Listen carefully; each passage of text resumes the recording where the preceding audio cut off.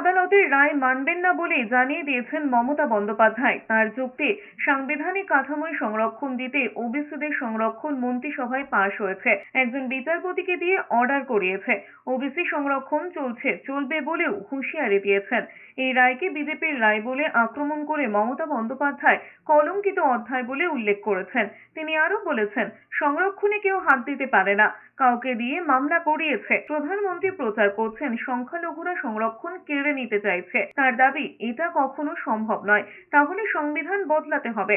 ভাগাভাগির রাজনীতির অভিযোগ করে প্রধানমন্ত্রীকে আক্রমণ করে তিনি বলেছেন, এটা বিজেপির রায়। 26,000 চাকরি বাতিলের সময় যেমন বলেছিলেন, এবারও তার একটাই জবাব, এই রায় তিনি মানবেন না। কদিন ধরে প্রধানমন্ত্রী বলে বেড়াচ্ছে না, মাইনরিটিসরা তফসিলিদের রিজার্ভেশন কেড়ে নেবে, এটা কখনো হতে পারে?